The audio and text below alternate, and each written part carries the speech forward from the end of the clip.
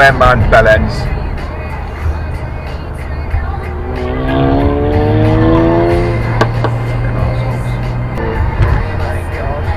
Fucking doing, you absolute creature. Hello again. It's been 3 months since I bought this, the M2 2025 LCI, Grigio Telesto, blah blah blah, Maggie G87. Yeah, so I did a few videos, uploaded them in the past. Not done much recently because I've not done many miles on the car. I don't drive a lot. It's a nice driveway ornament more than anything else. Yeah, I've had it 3 months. Running service was about 2 weeks ago. I'm doing an average about 300 miles a month. But I thought I'd do a sort of 3 month what's it been like kind of a video. And I think the best word to describe the 3 months would be frustrating. I think that's been my overall experience of owning an M2. And there's a lot of factors kind of that go into that overriding kind of emotion. And I'll just talk about them, just waffle, talky head type of videos. I'm driving home from Mazda. If I've got a bit of footage from the dash cam, that I'll put it up. But that kind of, that's part and parcel as to where the frustration comes from. You've got this insanely, it's an insanely fast car. It is, oh yes, it's fast because actually my mate owns a Volkswagen Golf, man, he's got a stage 3 tune on him, that's much faster than that. Shut the fuck up. It's a fast car. But you just can't use it. You can't do anything with it on the British roads.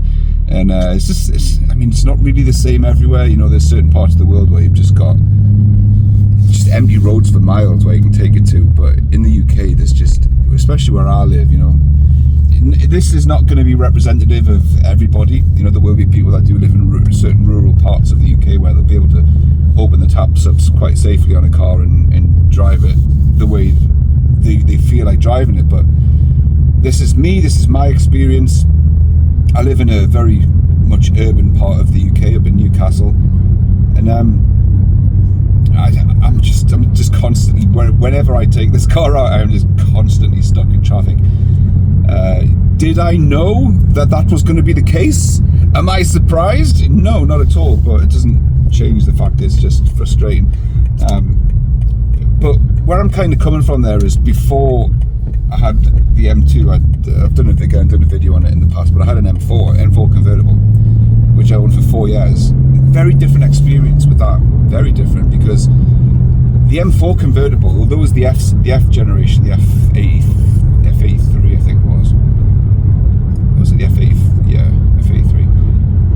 That was that combined sort of sports race car / cruiser, right?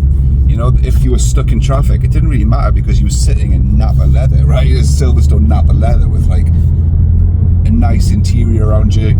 It was the convertible, so if it was sunny, you could drop the roof down, and you almost had like a 2-in-1 kind of experience with that car. Whereas the M2, it's basically a 2 Series that goes very fast. It makes a lot of noise, but you often find yourself unable to use it. And that's been my experience very much so far. There's been times where I've went, right, I need to get to the braking service, right, I need to put some miles in it, so I'll go out in it, and you're just stuck in this like wave of traffic, you know. There's nothing you can do. You can't open the taps up, you can't push it a little bit, you just constantly stop. Right now I'm stuck behind a fucking Skoda Yeti, do you know what I mean, doing 29 in a 40 zone. Then that's it. That's where I live. You know, the second you do get to a road that might be national speed limit, and you think, right, I can open the taps up and at least I can get to the speed limit fast. Nah, somebody in a fucking a Dacia Sandero or something, right? They'll just pull right in front of you and slow you right down. So you can't do it. Which is, I don't know, it's not making us regret buying the car at all, not even slightly, but it's just a constant feeling of frustration as I'm driving this thing around, really wanting to open the taps up. I don't want to break any laws, I don't want to break any speed limits, but I want to get to the speed limit fast, you know. I want to floor it in first and second and feel that pull, but I kind of, again, right now 33 and a 40, so I'm stuck behind a Fiesta, and that can fuck off.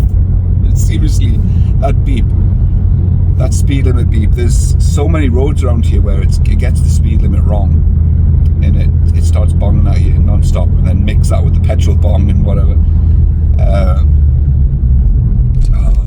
So yeah, I've had it for 2 weeks, 2 or 3 weeks ish. I can't remember exactly when, outside of the break-in service, and I've had a good, you know, I've given it the beans a couple of times. Not many opportunities, like I said before, but when it goes, Jesus Christ, does this thing go? What a machine when you're able to open it up.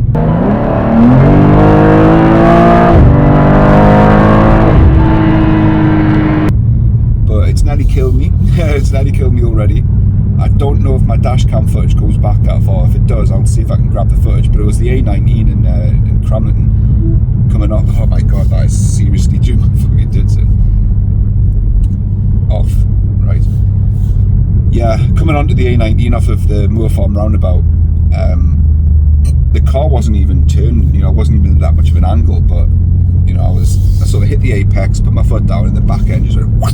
I was like, shit. Like, fortunately, I had all the stability control, traction control features on at the time, but the car corrected itself, but it lost, the back end was gone. It lost all traction, and I was like, shit. That was the car saying, you want to be careful. You want to be really fucking careful with what you do with your right foot. I was like, okay, right, point taken. I shall be careful. So yeah, you know, it's been a good 3 months. You know, it's a beautiful car. I love driving it. It's not the most comfortable car to drive. Didn't expect that. It is an M car after all. But you know, I'm trying to reconcile what I've bought here. I'm like, I can't use the car in the way the car's intended. I'm not going to track it. I'm not, you know, I'm not averse to that kind of, you know, I don't want to do that kind of risk. But at the same time, I want to be able to use it in the way it was intended, but I can't. So I'm left looking at other ways to sort of make us feel good about buying this car, and I'm kind of struggling. You know, it does look good, but I can't see that as I'm driving it. There's not a lot of stuff going on inside here. The sound system's a bit shit. But, you know, at the moment, at this point in time, all I feel that I've got is complaints. Which, you know, I am a very cynical, sort of critical person, you know, realistic as well. I'm like mindlessly positive all the time. I can't stand people that are just mindlessly positive. But again, I'm on a 60 road and I'm stuck doing 33 behind the same Fiesta. Like, you know, I can't open the taps up right now, so it's just constant frustration. But there's a few things with the car that are really starting to bug me. The lane assist is another one, really pissing me off. In fact, to the point it's almost been dangerous. There was on this drive, actually, on the way to Asda, a load of cars parked at the side of the road, so I was sort of swerving around them, and there was like a tarmac joint running through the middle of the road, and the car thought that was a lane, and it sort of pushed me back into the centre of the road. It almost made me hit a load of parked cars. I fucking shit my pants. I could be wrong, because I'm sure the lane assist doesn't function until you're at a certain speed. I was only doing like 25, 30, so it may not have been that. Maybe it was, I don't know what it was, but the car definitely veered back towards these parked cars, and I was like, shit. So there's that. That's probably the biggest annoyance with this car out of everything. That speed assist bong. It's out of all the cars that have this new regulation, which prompts the car to bong at you whenever you broke the speed limit. This is one of the cars that's got, you know, it's easier to turn it off than others, but still, it's insufferable at times. The iDrive's pissed me off a few times. Like, for example, this center console, I'm finding myself looking at this a lot, because the buttons, they're all like a flat. It's a flat console with no tactile feel at the button, so I'm taking my eyes off the road a lot to look at like the M mode button, and then when you press the M mode button, you've got to turn the wheel to go to sport mode, and it very frequently doesn't register the first turn of the iDrive wheel, so you have to like turn it twice to move the menu along once,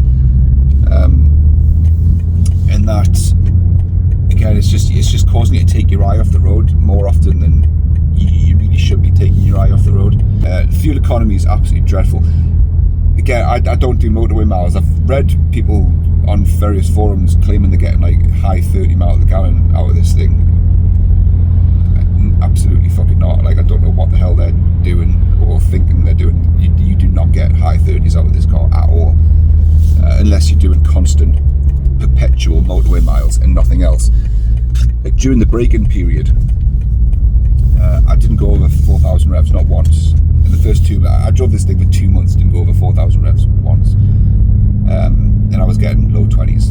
And that's just, again, I'm not in the middle of a city centre, I'm just doing, you know, I'm driving to the shops and back and stuff like that, and 30 roads, 40 roads, stopping around about, so just regular city drive, well, you know, urban driving, low 20s, filling the tank up, and the estimated range is sort of 230 miles. And that's, it is what it is. I think it could be better. That's not a case of, oh, you knew what you bought. And well, no, they don't advertise that it's only got a 50-litre fuel tank, right? You know you're getting a car with pretty poor miles per gallon, but you kind of expected a bigger fuel tank than that.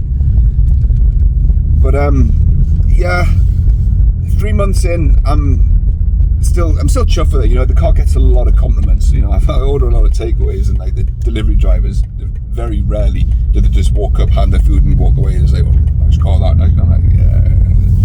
So I'm enjoying that. But I'm now thinking about modifications to it. I'm thinking about getting the CSL, the orange daylight, daytime running lights, getting those put in. Also, I asked for a quote from the local dealer for the M Sport suspension kit to see if I can lower it a little bit. Because if I can't drive this in the way that it's intended, I want it to look a little bit better, if that makes sense. But we'll see how that goes. But anyway, yeah, I thought I'll just do a little bit of an update. There's not really a lot to update, to be fair, because I've not been driving it that much. You know, I'm probably going to do less than 5,000 miles in a year, which means it'll hold its value quite well. But you know, we'll see how that goes. But other than that, that's pretty much where I'm at. Thanks for watching, and I'll see you whenever the next one is. Toodles.